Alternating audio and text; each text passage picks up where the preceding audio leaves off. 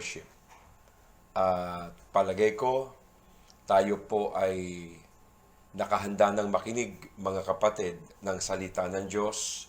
Pero bago po ang lahat, nais ko pong magkaroon po ng announcement.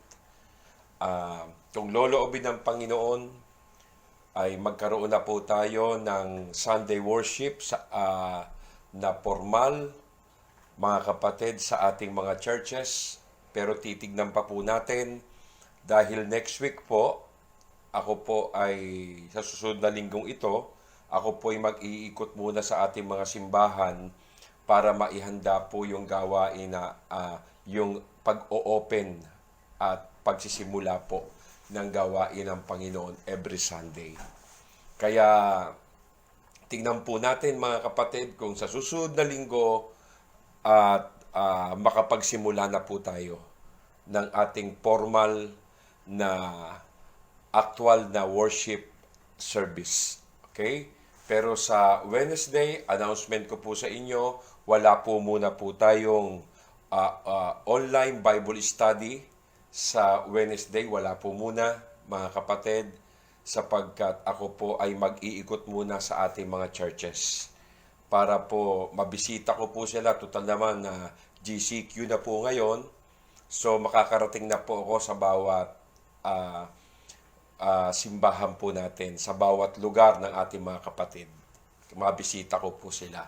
At mapag-usapan din po kung okay na po na makapagsimula tayo sa susunod na linggo. Okay? So, ipag-pray po natin yan, mga kapatid. So, bago tayo magsimula, manalangin tayo. Aming Ama sa langit, Diyos na makapangyarihan, kami po ay lumulusong na naman sa trono ng iyong biyaya upang kami mapagpala mo ng iyong mga salita. Lord, lagi po naming idinadalangin na samahan mo kami at bigyan mo kami, Panginoon, ng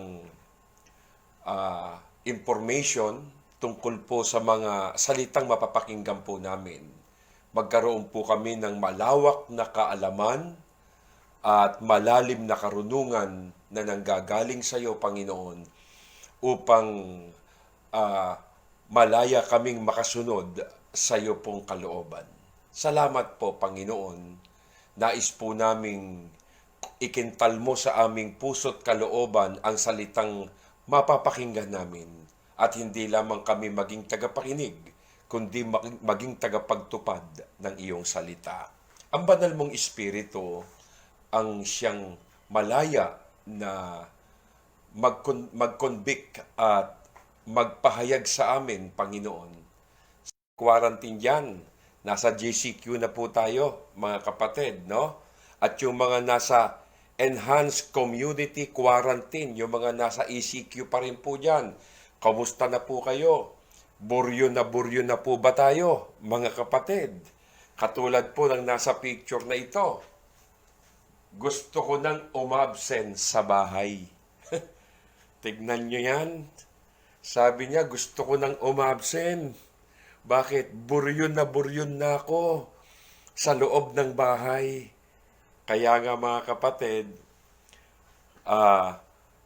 katulad din pa ng iba, buryo na po ba tayo o okay lang? Patawa-tawa, pangiti-ngiti lang po tayo, mga kapatid, kasi may nabasa po ako sa isang quotation. Ito po ang sabi: Days are made special with a smile. Tawanan daw natin, ginawa ang bawat araw na espesyal para po tayo ay ngumiti at tumawa. So, smile. Smile at everyone. Tawanan mo daw ang bawat isa. Smile at everything. Lahat ng bagay, tawanan mo. Smile at any occasion. Lahat ng panahon, tawanan mo rin, mga kapatid. Sino po ang merong quotation na yan? A friendly reminder for Philippine Mental Institute. Kasi nga naman, mga kapatid, kung sa lahat ng pagkakataon, tawa tayong tawa, mapagkakamalan tayong taga-mental niyan. Okay? So, ngayon, mga kapatid, alam nyo, dalawa lang ang pwede na maranasan po natin, maging attitude natin sa ECQ, ng mga nagdaang ECQ, maboard tayo, o kaya ay ngumiti lang. Ganun lang po ang ating magiging attitude. Pwede rin lang po na tayo tumawa, kaya lang medyo mag-iingat kasi baka mapagkamala na po tayo na nasiraan na po tayo ng bait sa panahong nasa ECQ tayo. Okay? Ngayon po, pag-usapan natin, mga kapatid, yung tinatawag na ECQ. Napapanahon po ang ating mensahe, mga kapatid. Sa iba, ang dating ng ECQ negative. Totoo yan.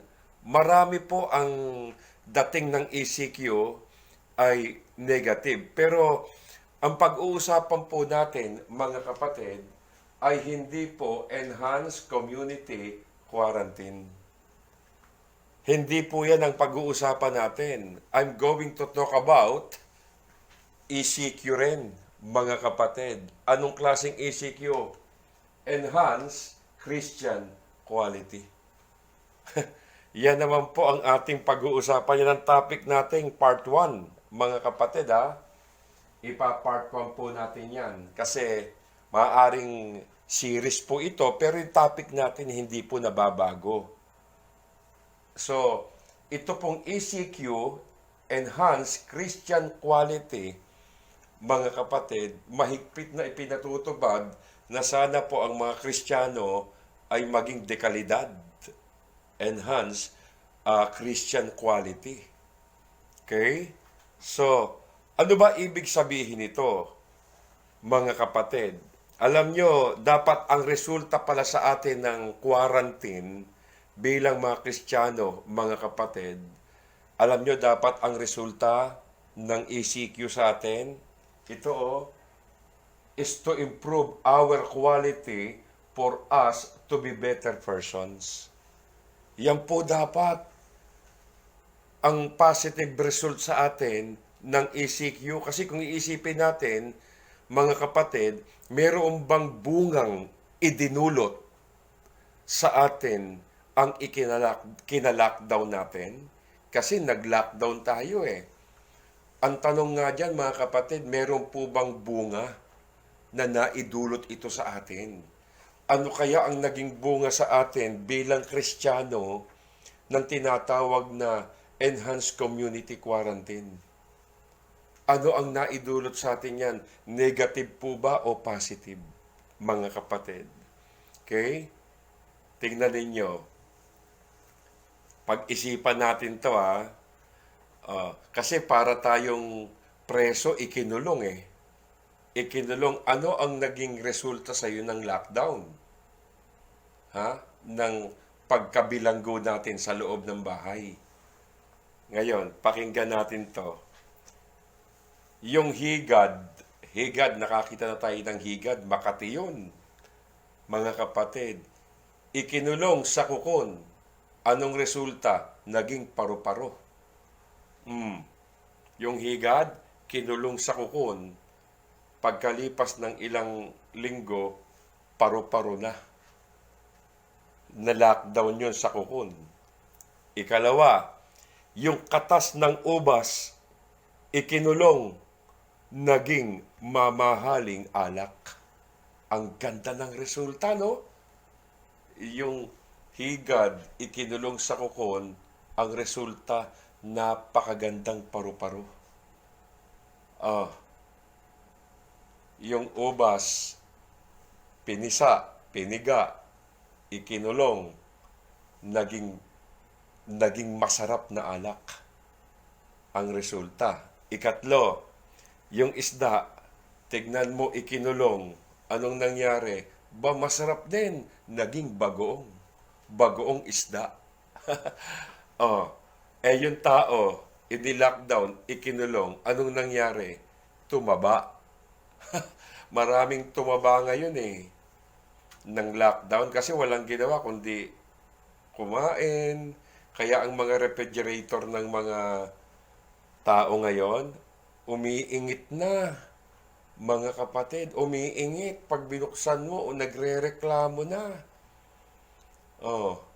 Kasi sa maghapon, ilang daang bukas na ang refrigerator. So, yung Kristiyano, kaya pagkatapos kulungin, ano naman kaya ang nangyari sa mga Kristiyano pagkatapos mag-lockdown? Nang nai-lockdown, ano resulta? Nag-backslide kaya o nanlamig? Ano naging resulta? Alam nyo, dapat nakakulong tayo, naka-quarantine, dapat ang makita po sa atin, mga kapatid, ay magandang resulta. Let's about the positive result. Dapat positibo yan. Kasi, di po ba dati, after lockdown, ang dami nating kabisihan, kaabalahan, halos nawawala na po tayo ng oras at panahon para sa mga bagay na pang-espiritual, pang-kaluluwa. Pero nang ini-lockdown ka, ini-lockdown tayo, ikinulong tayo, wala ka ng dahilan na merong kang pupuntahan, na merong kang kausap, na merong kang mahalagang meeting. Wala eh. Mga kapatid, ang oras mo, libre. So, anong nangyari? Mga kapatid, meron bang naging magandang resulta sa atin ng lockdown or ECQ? Kaya, anong positive result? Hindi ko sinasabing lab test ang resulta, kundi ang resulta, enhanced Christian quality. Dapat yun ang resulta, ECQ, enhanced Christian quality. Kasi may mga nangyayari ngayon, pag naka-quarantine, mga kapatid, may mga negative effects yan sa iba. May mga negatibong epekto. Ang sabi nila, mga kapatid, ang negative effect ng ECQ na stress ang mga internet. Na-stress ang internet eh. Bakit? Kati-TikTok ng mga tao. Kani-Netflix. Kai-internet. Kai-FB. Kayo YouTube. Kaya mga kapatid, pati internet, imagine, na-stress. Kita mo? Now, meron din namang positive effect ang ECQ. Meron namang positibong epekto at resulta. Yung daw air quality, may air quality po tayo nabawasan ng pollution. Sabi po ng 24 oras, yung balita. Okay? Ang sabi ko, wow! Bakit? Mabuti pa ang air, mabuti pa ang air quality, mga kapatid, nag-improve ang quality. Nag-improve Pakitignan mo yung katabi mo, nag-improve ba yan sa panahon ng ECQ? Yung air quality nag-improve. How much more tayo mga Kristiyano? Kasi ang mahalaga po sa buhay na pinagdaanan natin ito, mga kapatid, dapat nagdala ito sa atin ng positibong resulta. And how is that? Papaano? Tignan natin to Ang ating text to the book of Philippians, chapter 4, verse 12 to 13. I know, verse 12, how to be brought low, and I know how to abound. In any and every circumstance, I have learned the secret of facing plenty and hunger, abundance and need. 13, I can do all things through Him who strengthens me. Yan ang ating teksto, mga kapatid. Pag-usapan natin ngayon kung papaano ma-enhance ang ating quality bilang mga mananampalataya. Ang ibig kong sabihin, for us, for a better persons. Dapat itong pinagdaanan natin ngayon, kaysa maging pangit, mga kapatid, may pangit na epekto, may magandang epekto, let it have a positive result in your life. Tignan nyo Ito na. mga kapatid. Week 1 ngayon. Ang ating pong points, how to have a positive result. Yung nangyari na ECQ, kasi ngayon nasa GCQ tayo, di po ba? Anong nangyari nung ECQ? Enhanced Community Quarantine. How to have a positive result. Oh, paano ito naging positibo, ang resulta naging positibo? Paano magiging positibo ang resulta ng ECQ? Mga kapatid, number 1, adapt. Adapt. Alam nyo, ang mga Pilipino, kilala sa pagiging magaling na pag-adapt. Magaling daw mag-adapt ang mga Pilipino. Halimbawa, ang isang Pilipino napunta sa ibang bansa, mga kapatid, makikita mo talagang adaptable. Pag nasa ibang bansa ang Pilipino, madaling mag-adjust. Kasi tignan nito, ibig sabihin, kayang-kaya nilang i-adapt ang kultura ng iba. Magaling ang Pilipino dyan, mga kapatid. Kaya sabi ng iba, tignan mo mga Pilipino pagdating sa Pilipinas, makalat. Pag dinala mo sa ibang bansa, masinop, malinis. Kasi kung anong kultura doon, sinasabayan, ina-adapt ng mga Pilipino. Hindi katulad ng ibang bansa, hindi sila maka-adapt ng kultura ng Pilipino.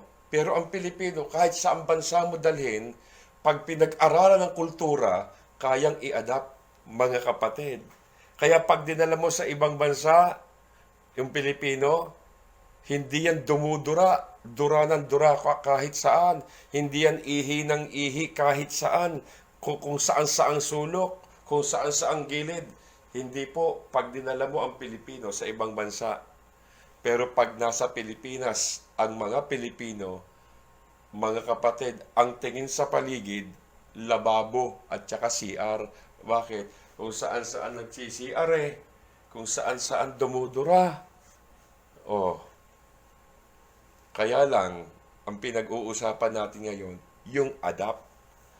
Kaya nga, pagdating sa Pilipinas, hindi sumusunod ang Pilipino. Pero pagdating sa ibang bansa, ay sumusunod. Dito, kahit na red light, tutuloy pa rin. Pero sa ibang bansa, mga kapatid, kahit siya na lang ang sasakyan sa kalsada, walang kasakyan, iisa lang, siya lang, pag nag-red light, hindi yan tutuloy. Bakit? Iniisip niya, bawal yun. Naka-monitor siya, naka-video. Ganyan po sa ibang bansa, lalo na po sa Brunei, mga kapatid, nakarating po ako dyan. Talagang napakadisiplina ng bansa na yan, tsaka sa Malaysia. Nakarating po ako dyan Kaya sila po'y sumusunod sa patakaran talaga ng gobyerno. Ganyan po kadisiplinado ang bansa nila. Kaya nga Pilipino, gaano ba kahalaga yung pag-a-adapt? Isipin nyo lang bigyan ko kayo ng example. Adaptor. Tignan ninyo. Kasi ang ibig sabihin nung adapt, mga kapatid, marunong bumagay. Bumabagay siya nakikibagay. Yan ang ibig sabihin yan. Halimbawa, yung bolting adaptor. Ito, adaptor to Okay? Halimbawa, pag nakabili ka ng isang kasangkapan o kagamitan na ang voltahe 110, likely, yung mga appliances na galing sa ibang bansa, mga kapatid, mga 110 po ang ano niyan voltahe niyan 110 lang So, pag dinala sa Pilipinas, ang mga saksakan natin, puro 220. Mga kapatid. Tapos, gagamitin mo rito. Anong kinakailangan mo pag gagamitin mo rito yung 110 na galing sa ibang bansa ng mga appliances? 110 yon. Anong gagamitin mo? mga kapatid, kinakailangan mo ng regulator. Okay? Para mag-adapt o kaya yung plug mo bilog. Siyempre, hindi mo maisasaksak yan sa saksakan natin dito. So, ang mangyayari, bibili ka ng adapter. Iko-connecta mo, mga kapatid. Okay? Iko-connecta mo. Ibig sabihin, para hindi po, kasi hindi mo po pwedeng isaksak eh. Kung walang adapter eh, sasabog, masisira yung kasangkapan. Oh, kapag inirekta mo yon, 110, isasaksak mo sa 220, de nasira, sayang ang gamit. So, anong ibig kong sabihin? So, may mga nangyayari ngayon, eto na, may mga nangyayari ngayon, mga kapatid, ang ginagawa natin, nag-a-adapt tayo sa panahon natin ngayon. Ako, halimbawa, sanay po akong mag-preach sa maraming tao. Sanay po akong mag-preach sa maraming kaharap. Sanay po ako diyan. Pero ngayon, isipin nyo, nagpipreach ako, wala akong kaharap. Oh, pero itong ginagawa ko, mga kapatid, ngayon, pag-a-adapt, binabagayan ko ito. Pag-a-adapt ito. Bakit? Dahil hinihingi ng pagkakataon eh. Kesa naman hindi mangangaral. Kasi lockdown, wala sa church. Bakit? Ang Panginoong Diyos ba nandoon lang sa church? No. God is a spirit. And God is everywhere. Kahit saan nandun ang Panginoon, mga kapatid. Oh, kaya itong ginagawa natin, actually, ngayon lang po ako nakapangaral ng ganito eh. Ngayong panahon na ganito, mga kapatid, na nangangaral ako sa online, ngayon ko lang po naranasan to. Nag-share po ako sa online. Tapos pinapasa ko po sa mga messenger. Pero ngayon, yung mga ngaral ka ng online Sunday worship, ngayon ko lang po naranasan. Kailangan nag-adjust ako eh. Oh, di po ba? So, kailangan ko mag-adapt, mga kapatid. Dahil hinihingi ng pagkakataon eh. Okay, now, basahin natin tong verse na to. Sabi ng verse na to, mga kapatid, for I know how to be brought low, and I know how to abound in any and every circumstance. Tingnan nyo ha, I have learned the secret of facing plenty and hunger, abundance and need. Sabi ni Pablo, marunong ako. Alam ko kung paanong nasa itaas, alam ko kung paanong nasa ibaba. Alam ko kung paano managana, alam ko kung paano maghikahos. Alam niya. Bakit alam? Natutuhan. Natutuhan niya yan. Ang sabi ni Pablo, alam ko na sikreto. Tingnan niyo ha. Kung paano mabuhay sa iba't ibang sitwasyon ng buhay. Yun ang maganda ron, mga kapatid. Kasi, kailangan nating masanay. Ano man ang kalagayan natin sa buhay, sabi ni Pablo, mabusog magutom, hindi ako apektado kasi kaya kong harapin ang anumang katayuan sa buhay. Kaya lang marami pong mga tao, sad to say, kahit Christian, mga kapatid, may mga bagay na hindi nila kayang harapin. Kaya nilang harapin ang pagpapala, pero pagdating sa pagsubok, nahihirapan na, umaaray na. Kaya nilang harapin ang kaligayahan, pag dumating ang kalungkutan, halos magpakamatay na. Tingnan mo yan. Kaya nga mga kapatid, bakit si Pablo kaya niyang harapin ang anumang sitwasyon sa buhay? Bakit? Tutuloy ko pagbasa. Verse 13, I can do all things through Him who strengthens me. Sabi niya rito, yung pala, itong itong context ng verse 13 ng Philippians chapter 4, kasi kiniklaim ng iba to, mga kapatid at inilalagay, ipinapaliwanag kung saan-saan na hindi alam ang konteksto. Kasi kung may verse 12, may verse 13. Ang tinutukoy ng 13, yung 12. Dapat hindi natin ginagamit ang versikulong itong verse 13 sa kung saan-saan kinakapit natin na ibang mga bagay. So, I can do all things through the Christ, He gives me strength.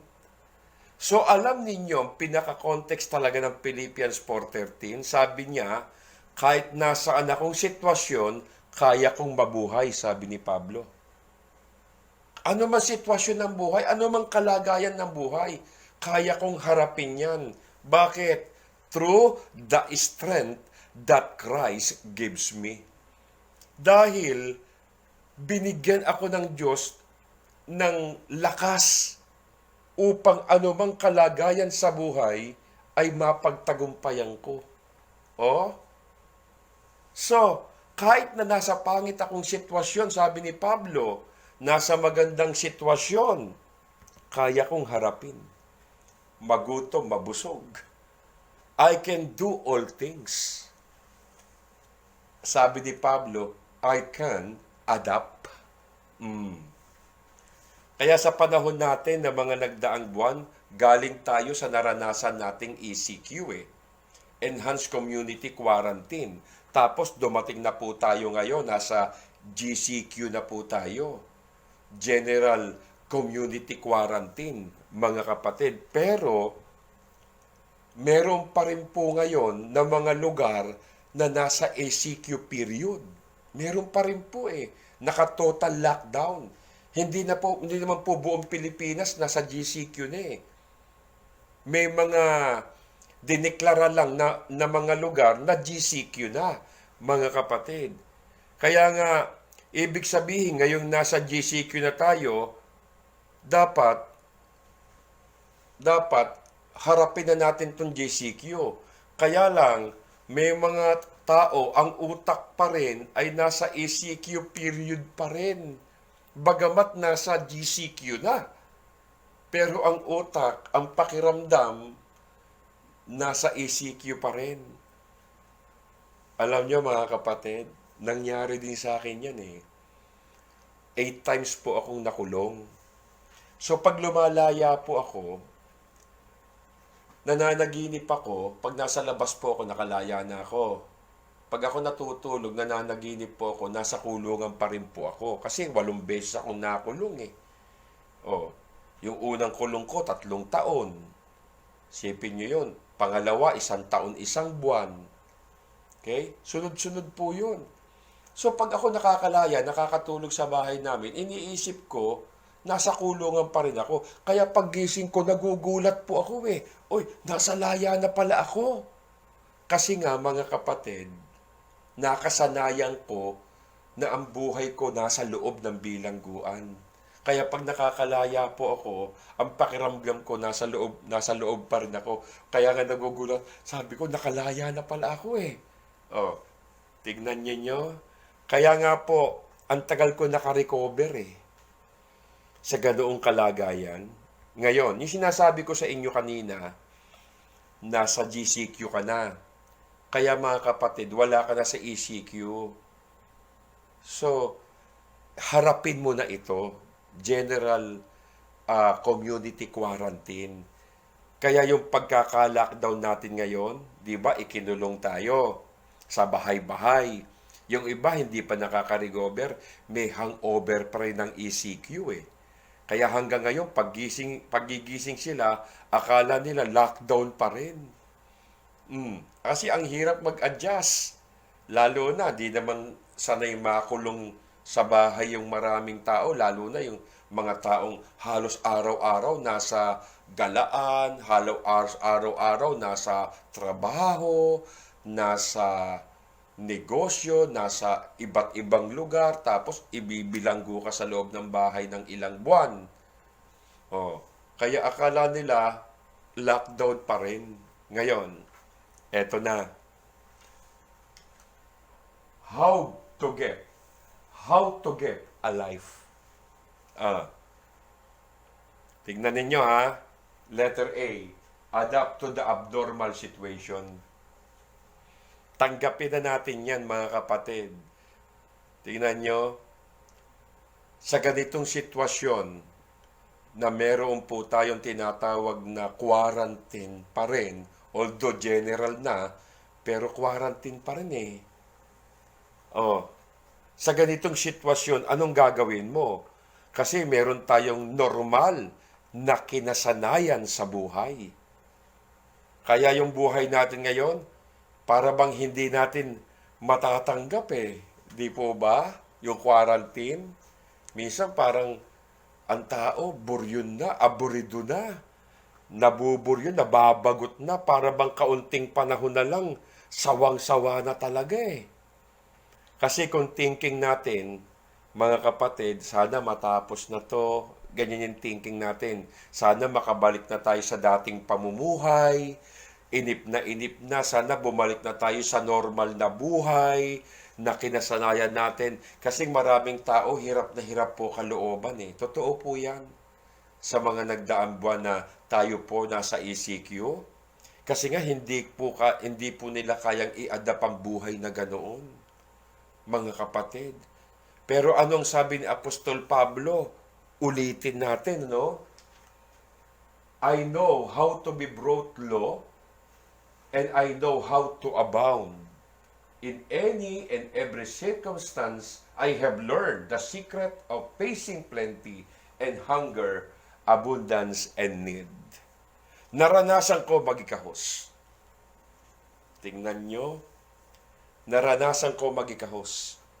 Pag sinabing magikahos, walang-wala. Walang-wala eh. Ubus na. Walang-wala na. Naranasan ni Pablo yon. Na halos wala na siyang makain. Tingnan nyo, naranasan niya yan. Naranasan ko magikawas, naranasan ko ring managana.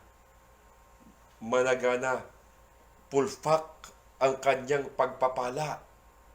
Naranasan niya na salat. Naranasan niyang saganang-sagana. Ito maganda, natutuhan kong harapin ang anumang katayuan sa buhay. Normal na panahon, abnormal na panahon, naranasan ni Pablo. Normal na panahon, abnormal na panahon. Panahon ng kawalan, kahirapan, kasalatan, abnormal na panahon yan. Pero naranasan niya ang normal na panahon ng pagpapala. Ang maganda, natutuhan kong harapin ang anumang kalagayan sa buhay. Anumang sitwasyon, anumang panahon, natutuhan niyang harapin. Yun po ang maganda rito, mga kapatid eh. Anumang sitwasyon, anumang kondisyon, anumang kalagayan natin sa buhay, matuto tayong harapin. Yung po kasi ang gusto ng Panginoon. Yung tayo po'y ma-lockdown, yung tayo ma-ECQ, ma-GCQ. Si Pablo naranasang magutom, naranasan niyang mabusog. Yung panapanahon na yan, naranasan niya eh. Yun ang kulang sa quality of life. Yun po ang kulang eh. Sa dekalidad na buhay Kristiyano. Kasi maraming Kristiyano, quality ang buhay sa panahon ng kasaganaan. Sa panahon ng pagpapala. Sa panahon ng pag-asa, ng kaligayahan, ng kasiyahan. Pero sa panahon ng pagdadalamhati, bumabagsak na ang quality ng buhay. Alam nyo, yung hinahanap ng Diyos sa Kristiyano eh, yung quality of life. Yung marunong kang harapin ng anumang sitwasyon sa buhay, mga kapatid. Yun yung Christian quality. Okay? At magagawa mo lang yung harapin sa verse 13, mga kapatid, I can do all things through Him who strengthens me. Magagawa mo lang harapin yun kung tayo, mga kapatid, ay may lakas na taglay na kaloob ni Kristo. Ano yon? Pananampalataya. Na anumang sitwasyon, anumang kondisyon, hindi ka natatakot.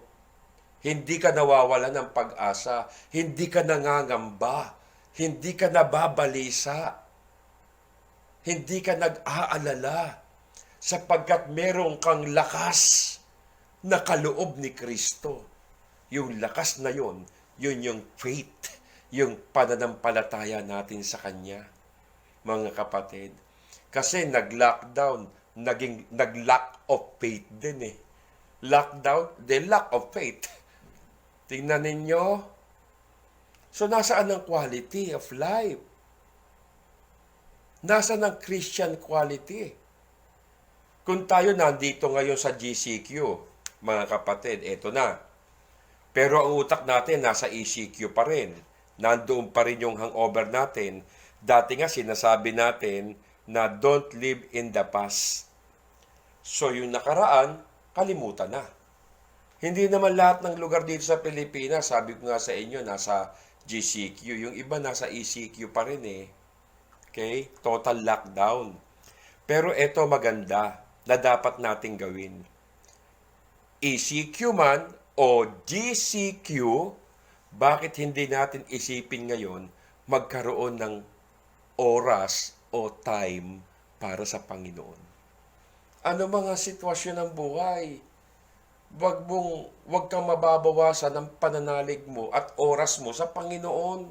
Tandaan mo kapatid, may mga bagay na kapag hindi mo inumpisahan ngayon, tandaan nyo uulitin ko, may mga bagay na kapag hindi mo inumpisahang gawin ngayon, na marami kang oras eh. Hindi mo inumpisahan ngayon, malamang hindi mo na yang kayang gawin bukas. Bakit? Dahil GCQ? No, dahil hindi mo alam kung hanggang ngayon ka na lang. 27 ng Proverbs, verse 1. Huwag ipaghambog ng tao yung araw ng bukas, sapagkat hindi mo alam ang magaganap. Kaya nga ang tanong, may bukas ka pa ba? Kaya kung ano magagawa mo ngayon, gawin mo na. Kasi maaaring hindi mo na yan magawa bukas. Manghihinayang ka na. Kailan? Pagdating mo sa harapan ng Panginoon, sinayang mo yung oras, sinayang mo yung pagkakataon, sinayang mo yung panahon. Mas maganda na isipin mo na pagkatapos ng quarantine na ito, I have a better him. Makagawa tayo ng mamagandang bagay para sa Panginoon. At wag mong panghinayangan, mga kapatid. Kasi yung iba pinanghihinayangan eh. Yung mga na-miss mo nung panahon ng ECQ. Dami nang hihinayang panahon ng ECQ. Tandaan nyo, don't count what you are missing. Count what you are having. Tandaan nyo yan ha. Huwag mong bilangin yung mga bagay na nawala sa'yo. Nung panahon ng ECQ. Di ba? Ang dami mong offer, ang dami mong privilege, favor dito sa mundo, ang dami mong pupuntahan, no? Ang dami mong naka-schedule. Oh, mga kapatid. So, pinanghihinayangan natin yun. Oh, namimiss mo yun, mga kapatid. Nung birthday mo, hindi ka man lang nakapag-celebrate dahil ECQ eh, lockdown eh. Hindi kayo nakapag-celebrate ng anniversary ninyong mag-boyfriend, mag-girlfriend, mag-asawa. Sayang, nag-birthday ako, nag-anniversary kami, lockdown. Hindi namin na-celebrate. Yung naka-schedule mo na pupuntahan mo sa Boracay, magsiswimming kayo, maraming ganyan eh. Mga naka-schedule nung panahon ng March, April, May, pupunta kami ng Baguio, pupunta kami ng iba't ibang lugar. So, ang dami nating pinanghihinayangan.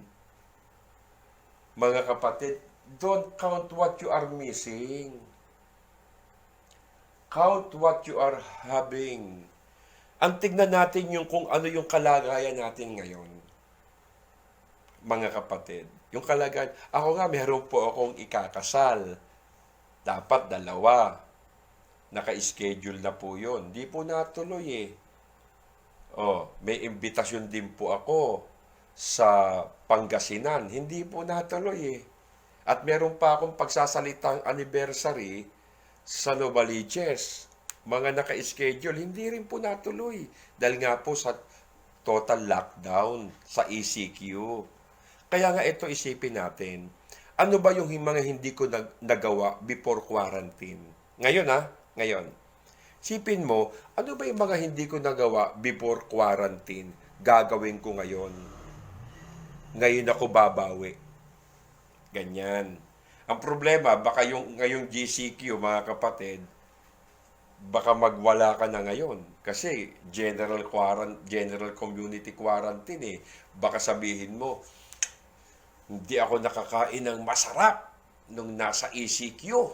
Di ba lang ako nakatikim ng choking, ng KFC, ng Jollibee, ng McDo. Kaya, ang gagawin ko ngayon, babawi ako. Mag-breakfast ako sa McDo. Magla-lunch ako sa Jollibee. Magdi-dinner ako sa KFC. Magmimerienda ako sa choking. Oh, iinom ako ng isang drum na milk tea. Baka ganun po yung nasa utak natin, mga kapatid. Hindi naman masama yan. Pero kung wala kang na-realize noong ECQ, wala kang na-realize, mga kapatid, sasabihin ko sa iyo, sinayang mo po yung mga pagkakataong sana po ay meron ka na-achieve sa mga bagay na pang-spiritual mo. Kasi before lockdown, puro pang physical eh. Puro pang material, puro pang financial. Ngayon, lockdown, pak! Ano na? Spiritual naman, kapatid. Hindi ka puro katawan. May kaluluwa ka eh. Na hindi mo nabigyan ng mahabang panahon. Hindi mo nabigyan ng oras sa mahabang panahon. Kasi before lockdown, mga kapatid, ano nangyari? Kung saan-saan tayo nagpupunta, abala tayo, busy tayo sa mga pagkakaperahan, sa mga lakad, sa mga outing, kahit Sunday outing. Buti hindi kayo napahamak. Kasi minaalala ko niyan eh. Sunday, yung kanyang sasakyang bagong bili, pinag-pray niya sa pastor niya. Tapos, kinalingguhan, hindi umati ng church. Alam niyo kung anong ginawa? Mga kapatid, ang tawag doon, pinractice niya eh. Patungong Baguio. Pagdating ng Pangasinan, binangga ng truck. O, tingnan niyo yan. Kaya iisipin mo, araw ng pagsamba, nasaan ka? Baka abutan ka ron. Anong idadahilan mo sa Panginoon? Nasaan ka ng panahon ng pagsamba? Hindi araw-araw, araw ng linggo. Isang beses lang yon, kapatid. Huwag nating ipagmaramot. Wag na po nating ibigay para sa sarili natin. Sa Diyos naman, ang laki-laki na nga ng pagkukulang natin sa Panginoon, mga kapatid. Ako din po naman, meron din po ako na-miss, mga kapatid, yung ating mga pagsasama-sama. Na-miss ko po yan. Yung mga gawain ng Panginoon everyday, mula Monday hanggang Sunday, nagtuturo po ako, nangangaral po ako. Mula Monday hanggang Sunday. Mga kapatid, tingnan nyo, na may mga preaching ako sa iba't ibang lugar, na-miss ko talaga yon. Kaya nung mag-lockdown, nang hina po ako. Hina po ako. May mga dumating na pagdaramdam sa katawan ko. May mga naramdaman ko na parang nagkakasakit na yata ako eh. Kasi may kinasanayan akong gawin, yung katawan ko sa maraming taon, tapos biglang-bigla, pak, lockdown. Tigil lahat. Wow! Oh, sanay ako ilang taon na yun. Mga kapatid, ganun ginagawa ko. Ang hirap mag-adjust. Ang hirap po, mga kapatid. Pero dahil binigyan tayo ng lakas ng Panginoon, natutuhan nating harapin ang lahat ng sitwasyon o anumang katayuan sa buhay. At hindi lang tayo nagmukmok ng lockdown. Ako nga, halos wala rin akong ginagawa kundi magbasa ng Bible, mag-research, gumawa ng message. Tingnan nyo, busy pa rin tayo kay Lord. Busy pa rin kayo eh. Sa group chat prayers online, yung mga prayer online nyo sa group chat, yung online Bible study, Sunday worship, nandiyan pa rin kayo, di po ba?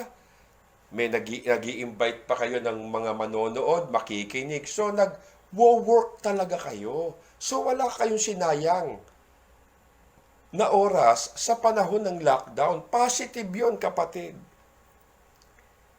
Oh, wala pa rin tayo nasayang kahit tayo naka-lockdown. Ang maganda, tignan natin yung mga bagay na meron tayo ngayon. Kaya, don't count what you are missing, count what you are having. Kasi ngayon, nabubuhay tayo sa abnormal eh. Nabubuhay tayo sa abnormal ngayon eh. How to get a life, mga kapatid. Tignan ninyo Letter B, how to get a life. Letter B, adapt to the new normal situation. Yung letter A natin, adapt to the abnormal situation. Ngayon naman, adapt to the new normal situation. Sabi nga, pinag-uusapan nga sa Malacanang, new normal. Ngayon, nabubuhay na tayo sa unting-unting normal na sitwasyon. Alam nyo, sabi ng iba, pagkatapos ng quarantine, iniisip nila, pagkatapos ng quarantine, back to normal lahat. Back to normal. Alam nyo, sabi ng experts, mga kapatid, hindi natin ma-expect na ganun. Na back to normal, kundi ang pwede natin ma-expect yung tinatawag na new normal. Mahirap na raw yung back to normal eh. Hindi na po babalik yun. Mahirap na rin daw. Mahirap po yun. Alam nyo, may mga bagay na kinasanayan tayo dati. Ngayon pa lang, move on. Ngayon pa lang, move on na. Alam nyo, hindi ito applicable dahil sa mga crisis ngayon. Yung ngayon, hindi po applicable yan sa crisis lang. Alam nyo, sa totoo lang, yung idea ng new normal, new normal, mga kapatid, ang reality niyan, nangyayari po talaga yan sa buhay natin. Bigyan ko ng example kasi baka mabigla kayo, manibago kayo, new normal, hindi back to normal. Anong ibig sabihin nun? Maraming mawawala, maraming mga bagay na hindi na maibabalik katulad dati. Pero, applicable yan, mga kapatid, sa lahat ng panahon. Hindi mo lang napapansin. Minsan, nakakaranas tayo ng new normal. For example, siyempre, ang new normal, parang worldwide yan mga kapatid Para yung nationwide. Tayo, may pagkakataong nagkakaroon ng new normal sa buhay natin. For example, lumipat ka ng bahay. Paglipat mo ng bahay, new normal. Bakit? Panibagong pakikisama, panibagong kapitbahay, panibagong lugar, parang hindi ka sanay. Di po ba? Ang daming bago, ang tawag diyan, new normal. Dati dalaga ka, binata ka, tapos bigla kang nagkaasawa, nagkapamilya. So, new normal, hindi mo lang napapansin yun.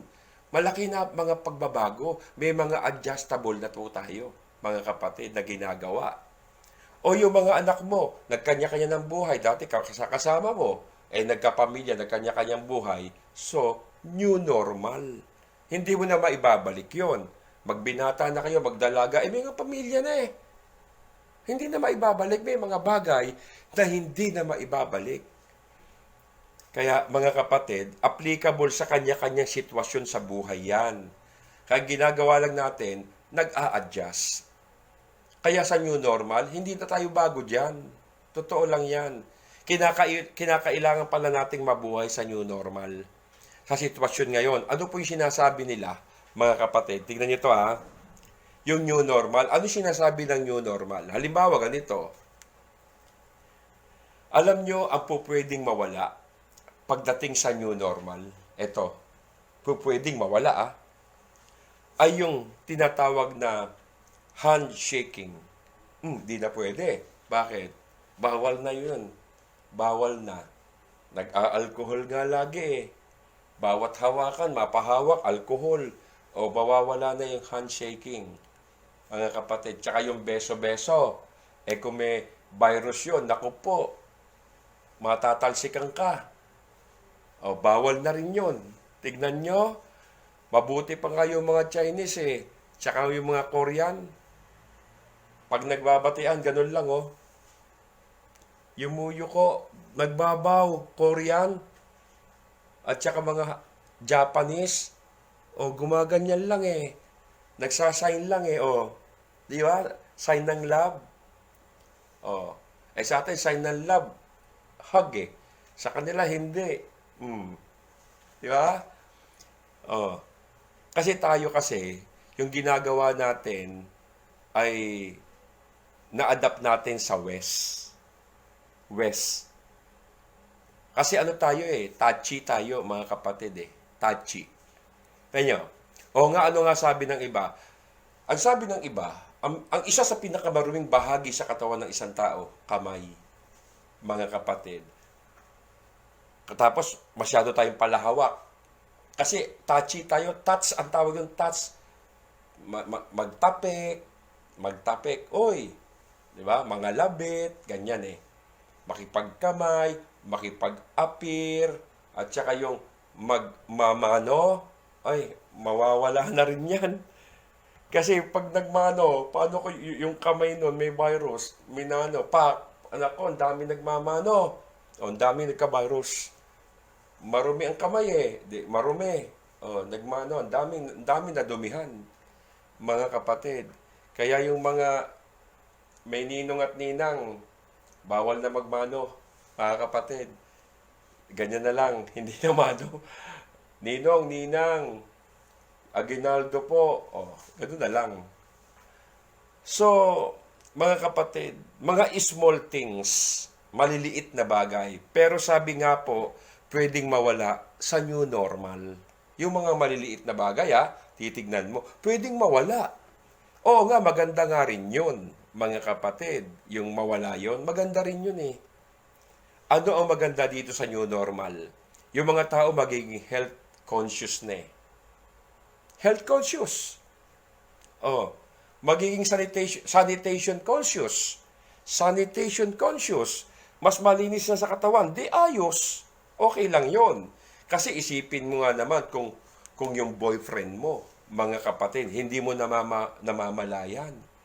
Boyfriend mo, di mo namamalayan, mahilig mangulangot. Yung kulangot ng kulangot, ganyan ng ganyan. Boyfriend mo, di mo namamalayan, mahilig magkulangot, mahilig magkakakalkal, kalkal dito, patago ko magkalkal. Tapos kinakalkal yung tenga. Kalkal dito, tapos nagkita kayo. Hahawakan yung pisngi mo. Naku, ang ganda-ganda mo. Dinalipat sa'yo kulangot. Tignan nyo, kaya maganda rin sa new normal, mga kapatid. Kadiri yun, Naghahanggang sa hawakan yung pisngi mo. Mabuti na rin meron tayong new normal. Kaya mahalaga yung adaptable, mga kapatid. Mahalaga ngayon to. Yung ma-adapt natin yung anumang sitwasyon o katayuan na pwedeng mangyari sa ating buhay, sa ating panahon. Adaptable. Sana ma-adapt natin yung kung ano man ang magiging kultura ng new normal nang hindi tayo naaaborido, nangungonsumido, nangungonsumi, mga kapatid. Kaya, yung masanay tayo sa lahat ng mangyayari. Sanayin natin ang ating sarili sa iba't ibang sitwasyon, sa iba't ibang panahon. Pero alam ko ihahanda tayo ng Panginoon eh. Kasi eto na po yun eh. Kaya kung titignan nyo, para bang papalapit na yung katapusan eh. Inuunti-unti na lang tayo, pero ang Diyos hindi po nagpapabaya sapagkat binibigyan tayo ng mga sign, ng mga palatandaan, bago ko babalik, mga anak ko, unti-unti ipapakita ko sa inyo kung paano harapin ang buhay. Dapat makita po natin to na anumang panahon, anumang sitwasyon, always present tayo sa pagsunod at pananampalataya sa Panginoon. Huwag ka magrereklamo.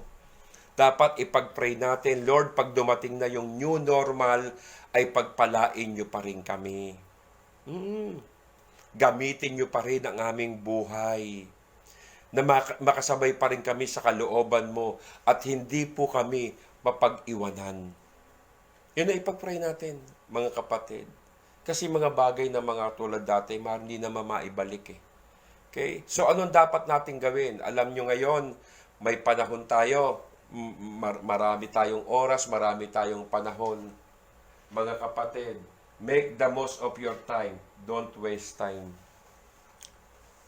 Ano yun? Make the most of your time. Don't waste time. Anong ibig sabihin, mga kapatid? Ang daming pwedeng gawin eh. Pwede mo palang ihanda yung sarili mo para sa new normal. Huwag mong sayangin yung oras. Huwag mong itapon. Huwag mong isugal yung oras at panahon mo sa mga bagay na wala namang kabuluhan. At wala ka namang kapakipakinabang. Sana kung nakikinabang ka sa mga oras at panahon na yan, mga kapatid eh. Mas magandang maging sa panahong ito, marami tayong oras, marami tayong panahon, maging productive po tayo. Productive.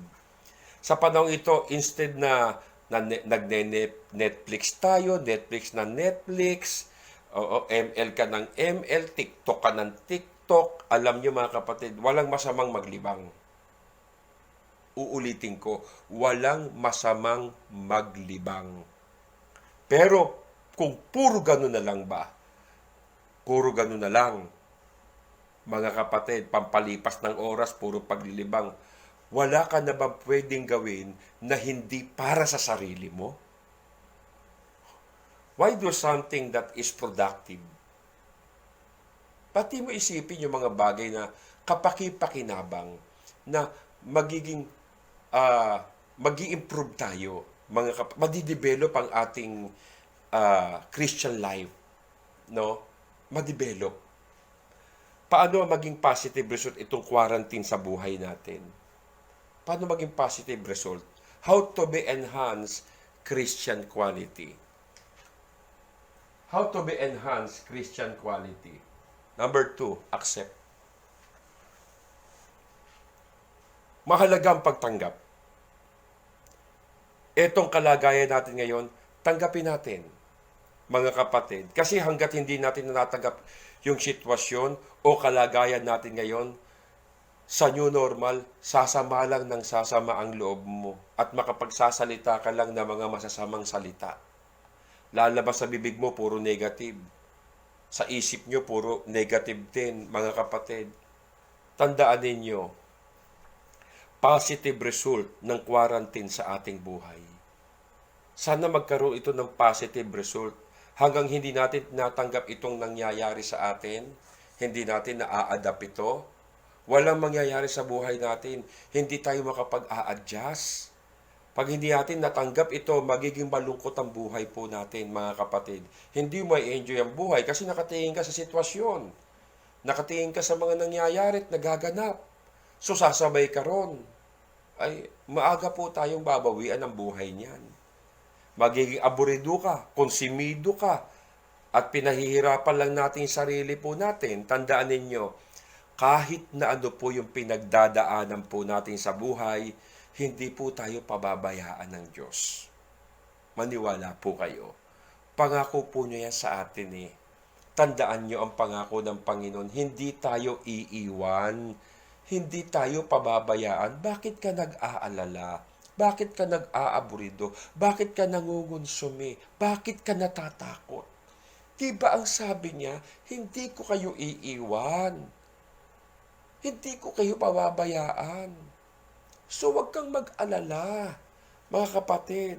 Bakit ka mag-aaburido sa panahong ito kung alam mo kasama natin lagi ang Panginoon sa ating buhay? Kaya tanggapin na lang natin, mga kapatid, kung ano man po yung kalagayan meron tayo ngayon. Tanggapin na lang po natin. Tandaan nyo, may mga bagay sa buhay natin na hindi natin hawak. Hindi po natin hawak ang pangyayari, hindi natin hawak ang bukas, hindi natin hawak yung mga magaganap pa, yung sitwasyon, yung mga karamdaman na hindi natin hawak yan. Sa mga panahon ngayon, ano yung mga struggles natin sa buhay? Alam ko, may mga struggles kayo. Maaaring meron tayong sama ng loob. Maaaring meron tayong kawalan, kasi walang tayong trabaho. Maaaring meron kahirapan ngayon. Minsan, kinakapos ka na. O yung mga nakabinbin na mga bayarin sa bahay, ilang buwan hindi nakakabayad ng bahay, bayarin sa mga tubig, sa kuryente, at saka yung mga naiwanan mong utang before quarantine. Okay? O kaya may karamdaman ka pa ngayon. So, ang dami nating mga struggles, di po ba? O, kanino ka aasa? Sarili mo? Kanino ka magtitiwala? Kanino ka manghahawak? Kanino? Kung wala ang Diyos sa'yo, wala kang magagawa.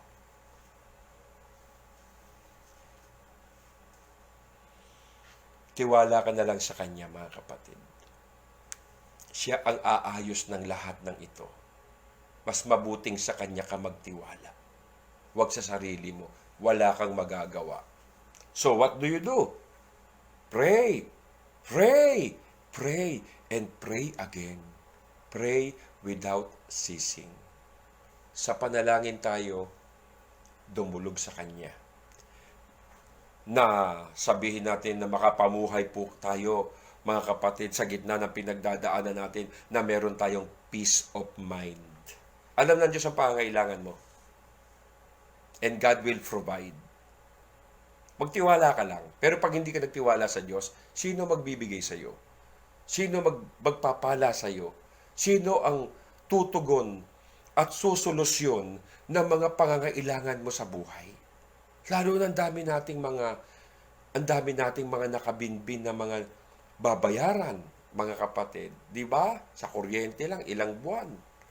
Tandaan po natin, may purpose po ang Panginoon sa mga bagay na pinagdadaanan po natin ngayon. May dahilan ang Diyos, ipinapahintulot po niya ito sa ating bansa, sa ating individual na buhay. Pinapahintulot po niya ito. At ito'y para po sa development natin. Development, yes. Sa karakter mo, sa attitude mo, itong nangyayaring ito, development po yan. May purpose po, Panginoon, kung bakit nararanasan po natin ang ganitong pangyayari, ang ganitong sitwasyon. Meron po siyang dinidevelop sa ating karakter at sa ating attitude. Maaring dito po tayo, mga kapatid, mahasa sa buhay. Tumalim po tayo rito. Tumatag, tumibay, at lumakas ang ating pananampalataya. Dito hindi sa panahon ng normal na buhay, hindi sa panahon ng kawalan, ng pagpapala, ng kasaganaan, doon ka tatatag, titibay. No! Marami nga nakalilimot sa Panginoon sa panahon ng pagpapala, sa dami ng mga orders, mga trabaho, sa dami ng mga offers, o kahit Sunday, nawawala sa Panginoon. Huwag ganon, kapatid. Baka abutan ka, wala ka kay Lord. Huwag po ganon. Kaya yung pinagdadaanan natin ngayon, may purpose yan. Dinidevelop ang ating attitude at saka character. Listen, the more a diamond is cut, the more it sparkles.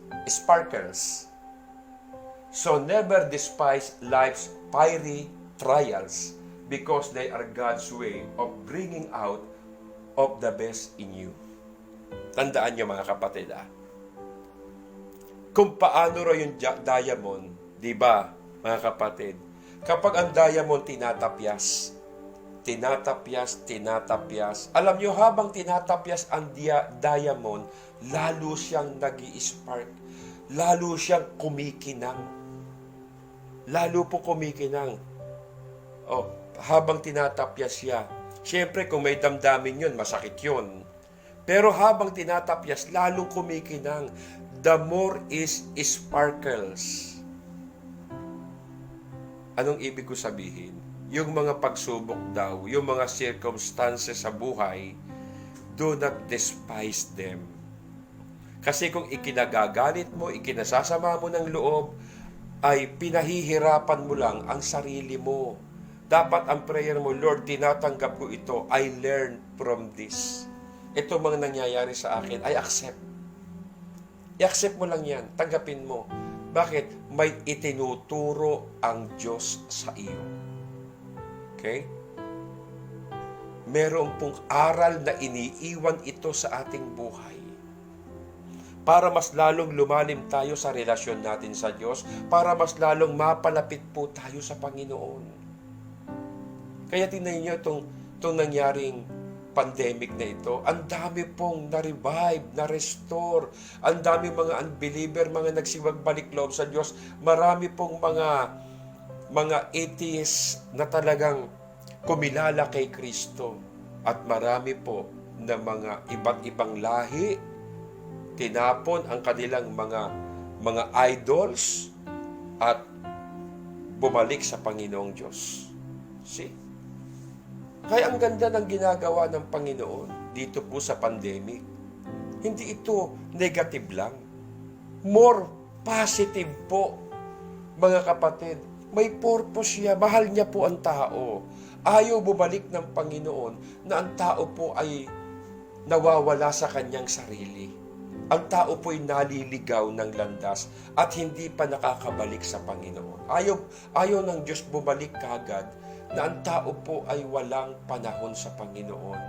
Ang tao po ay walang matibay na pananampalataya. Kaya itong nangyayaring ito, sa kapakanan po natin to mga kapatid.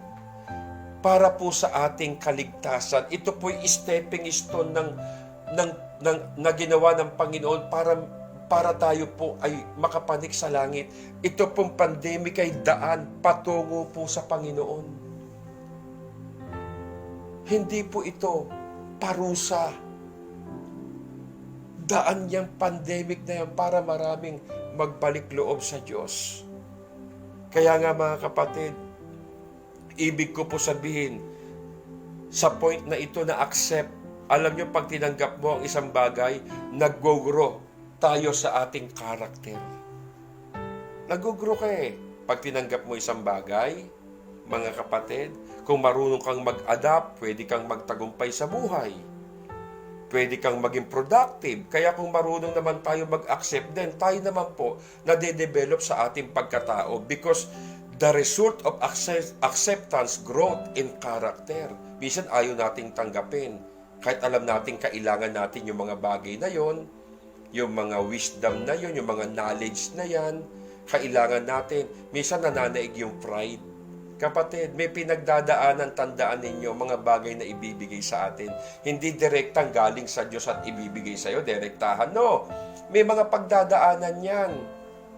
Kaya minsan yung blessing ayaw natin tanggapin, hindi natin alam, kinasangkapan yung tao na yun para makarating sa iyo yung pangailangan mo. Minsan yung kaalaman, yung karunungan. Gumagamit ang Diyos ng iba't ibang tao, iba't ibang lingkod ng Diyos para marinig mo yun, at ikaw maging daluyan para sa mga taong may pangangailangan noon. Sana mas malawak po tayo ngayon. Accept. Tanggapin mo. May pagkukulang ka, tanggapin mo. May pagkakamali ka, tanggapin mo. May kasalanan ka, tanggapin mo. Mag-grow ang karakter mo dyan. Huwag natin pinahiral yung pride. Hindi na panahon ng pride ngayon eh. Babagsak ka, kapatid. Panahon ngayon ng acceptance.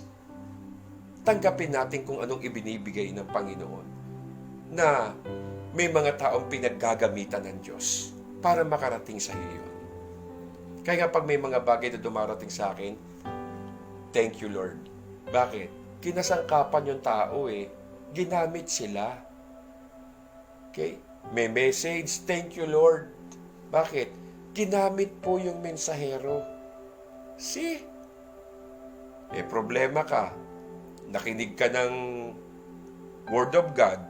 O, dahil sa narinig mo, napanatag ka, nawala yung takot mo, nawala yung pag-aalala mo. So, naging daluyan po yung pinanggalingan. Naging daluyan yung binigyan para makarating sa'yo. Ako po, nagiging daluyan din ako sa inyo. Marami pong nakaka-recover sa inyo.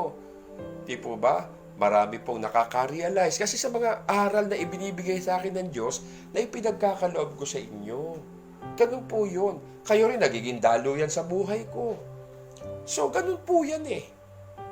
Kaya dapat accept, mga kapatid. Doon nadidevelop ang ating karakter. Naging productive po tayo ron. Huwag yung pride. Di maganda yan. Kaya kung ano yung nangyayari sa atin, tanggapin po natin yan. Sapagkat ang sabi ng the result of acceptance, growth in character. Tandaan nyo ang resulta ng pagtanggap ay paglago ng ating pagkatao. Okay? Kaya kung ano man nangyayari sa buhay natin, kapahintulutan niya ng Diyos. Tanggapin mo. James 1:2-4. Count it all joy, my brothers, when you meet trials of various kinds. Listen. Yun daw po talaga kwento ng buhay. We face trials of various kinds, mga kapatid. Iba-iba, hindi yung isang pagsubok lang ang darating sa atin. Pag napagtagumpay natin isang pagsubok na to, may darating pa uling ibang pagsubok. Habang nananampalataya tayo sa Diyos, habang naglilingkod tayo sa Panginoon, hindi tayo tatantanan. Hindi tayo hihintuan. Habang nasa mundo tayo, patuloy tayo susubukan ng Panginoon sapagkat ito yung hagdan patungo sa Panginoon Diyos, patungo sa kaligtasan. Kaya ang maranasan mo isang klaseng pagsubok, hindi po yung pagsubok. Tandaan ninyo, ang pagsubok iba't iba. Iba't iba, hindi lang isang klase. Dahil part po pala yan ng buhay. Yung iba't ibang pagsubok sa buhay. No? Ang ibig sabihin, various kinds, iba't ibang uri ng pagsubok. Sabi dito, count it all joy. Magala kayo, mga kapatid. Kapag kayo dumaranas ng pagsubok na iba't ibang uri ng pagsubok. Sa verse 3, for you know that the testing of your faith produces steadfastness. See? Oh. In other words, steadfastness is patient of perseverance or perseverance.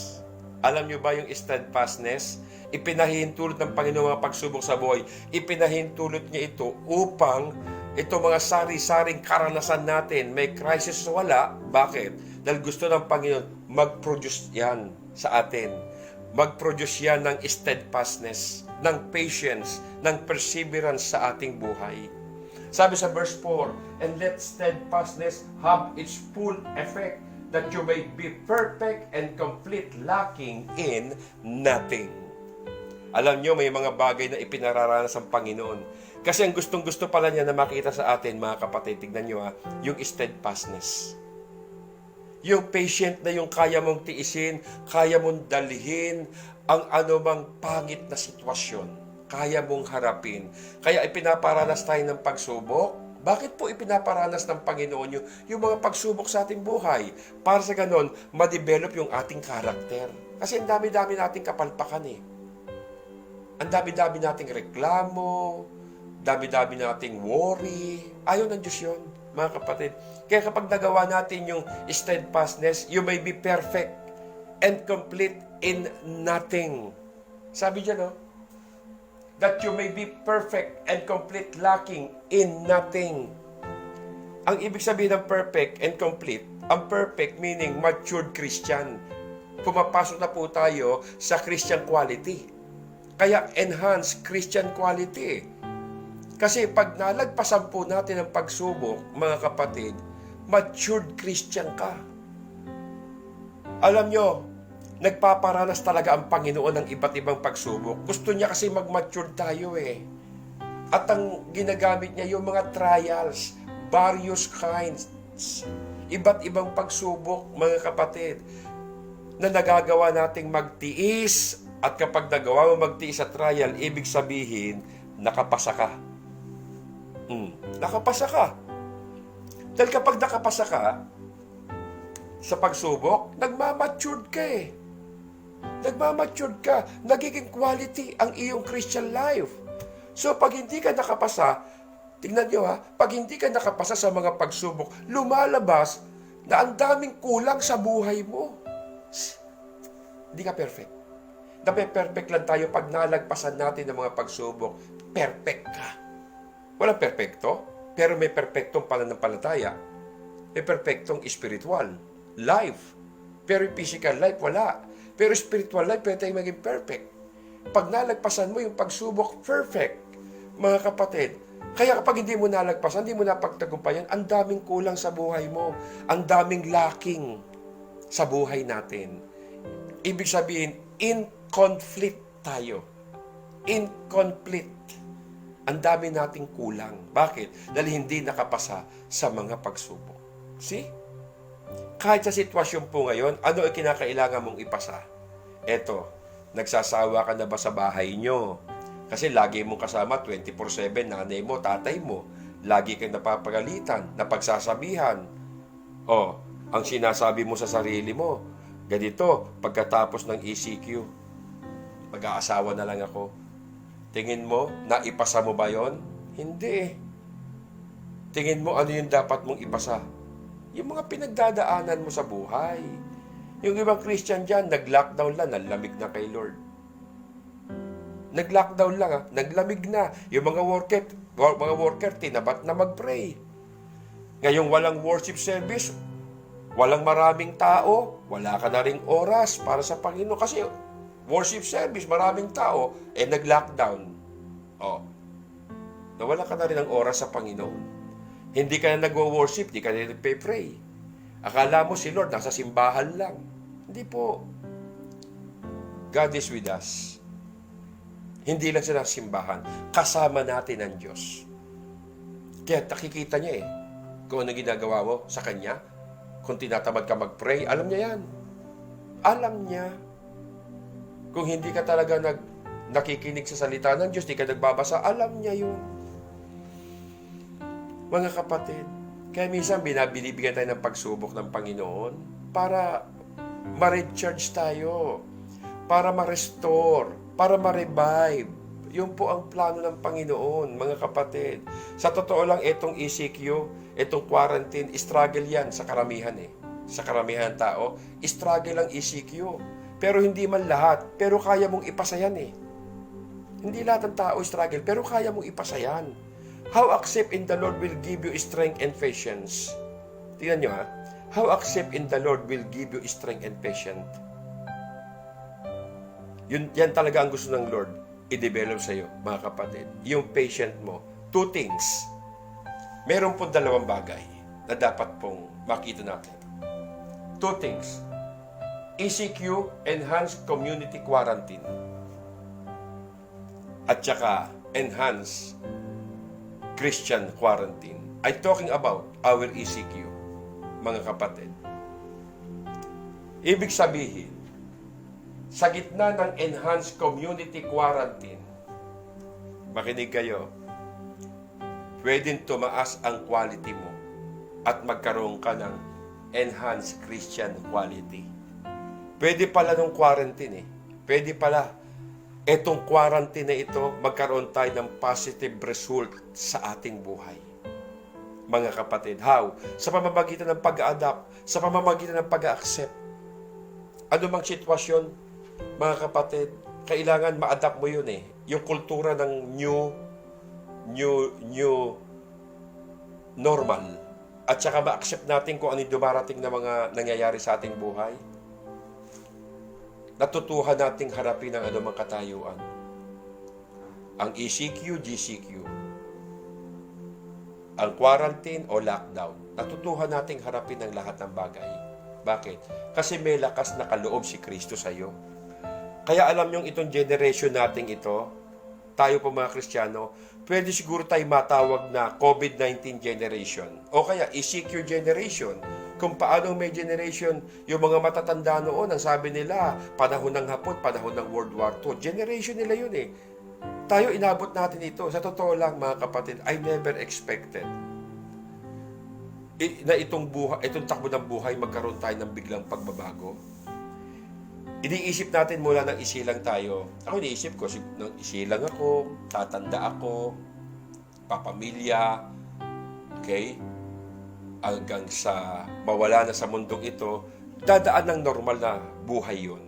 So, normal na buhay, mga kapatid. Wala sa hinagap ko na darating po ito, ganitong pangyari, ganitong crisis or pandemic sa tanang buhay ko.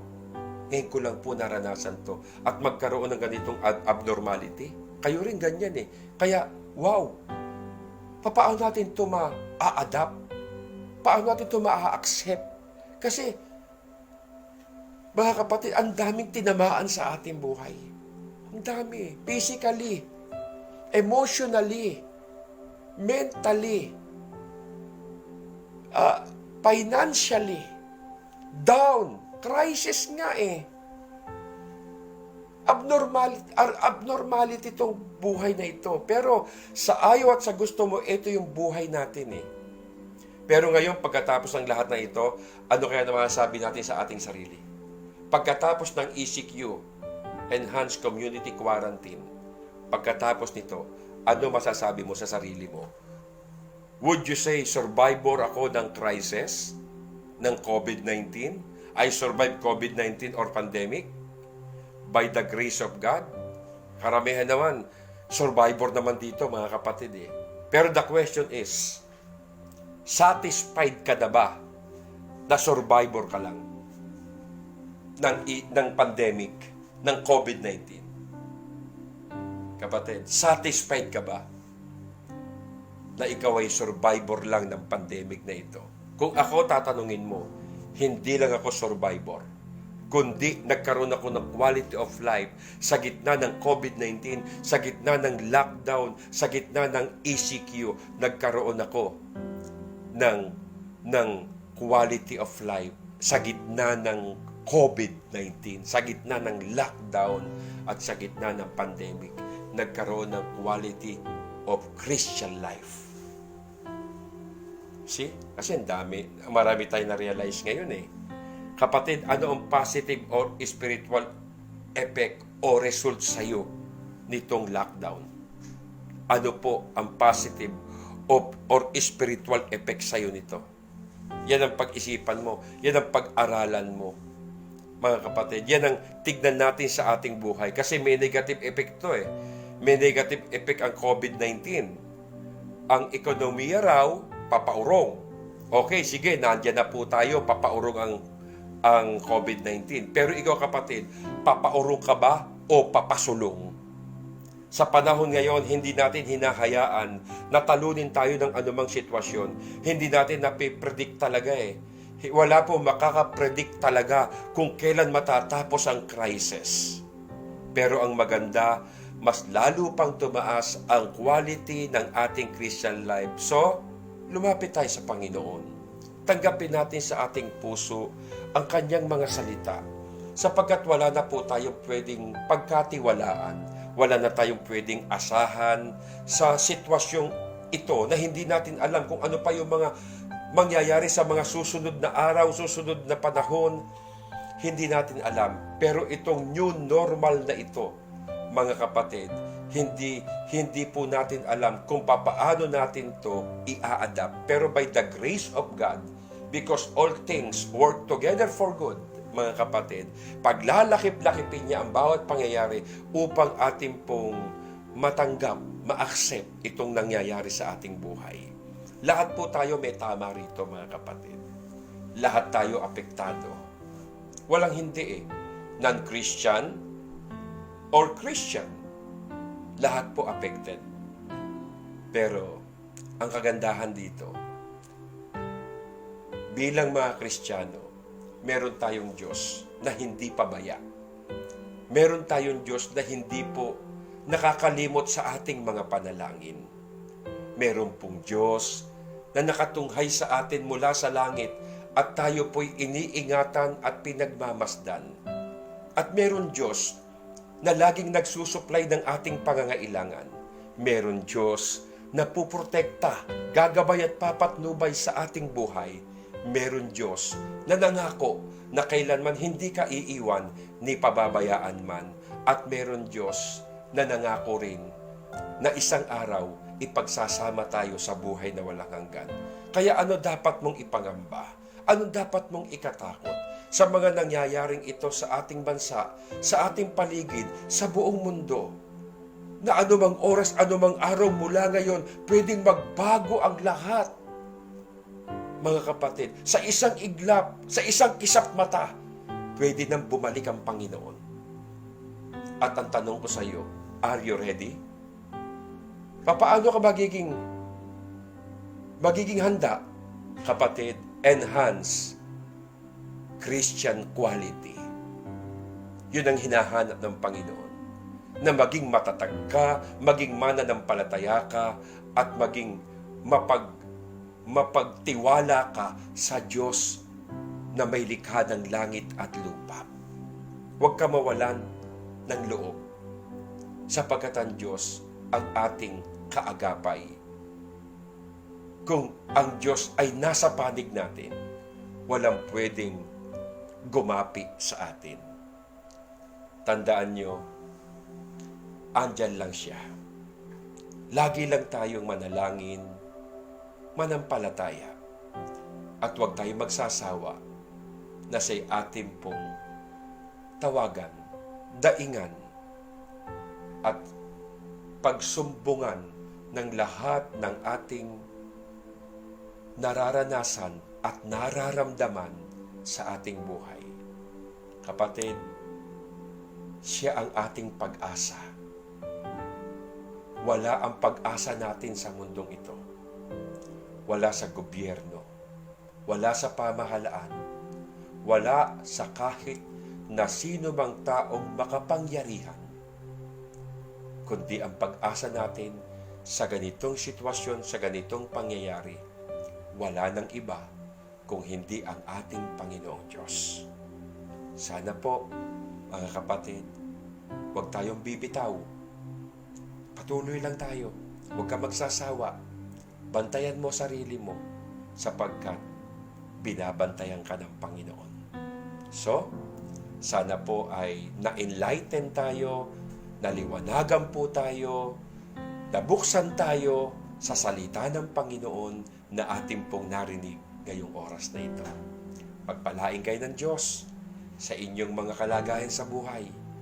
Huwag kayong mag-alala, mga kapatid, sapagkat sa mga darating na linggo, uulitin ko po ang announcement sa mga na-late. Baka may na-late po sa inyo. Ang announcement po, kung loloobin ng Diyos next week, next Sunday, magkikita-kita na po tayo sa ating mga churches. Kaya po, Wednesday, wala po tayong OBS o online Bible study sa Wednesday. Wala po muna sapagkat ako po ay pupunta sa ating mga churches. Titignan ko po, bibisitahin ko ating mga kapatid. Bibisitahin ko po ang ating mga kapatid na dadalo sa mga susunod na linggo sa ating mga church.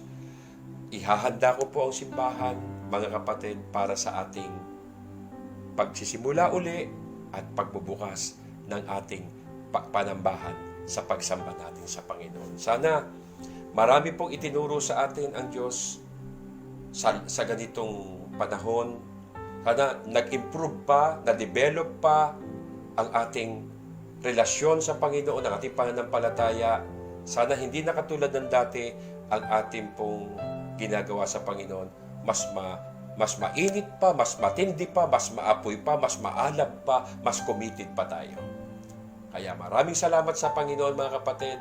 Pagpalain kayo ng Diyos. Kaya tatapusin ko po sa isang panalangin. Salamat po aming Ama sa iyong mga salita na amin pong napakinggan, nahayag sa aming buhay. Pagpalain mo mga nakinig at nakapagbigay ito ng inspirasyon sa kanilang buhay, sa kanilang pananampalataya. Mapapalad kami sapagkat kami po'y mga taong iniingatan mo, ginagabayan mo, at binigyan mo ng kasiguruhan sa buhay na ito na kahit anuman yung pinagdadaanan namin, sinasabi mo lagi sa amin, hindi kami dapat matakot, hindi kami dapat mangamba, sapagkat ikaw ay lagi naming kasama at hindi mo kami iiwan ni pababayaan man anumang sitwasyon, anumang kondisyon nasa aming kampiling. Salamat po, Panginoon, sa iyo pong kamay na laging handa na sa aming mag-ingat.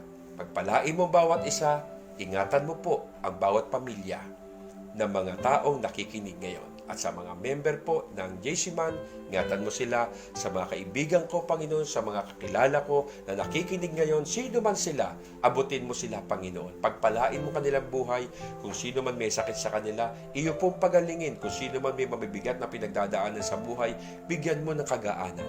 Salamat po, tinuruan mo kami at pinalakas mo kami sa araw na ito. Sa pangalan ng aming Panginoong Jesucristo, ito po ang aming dalangin. Amen.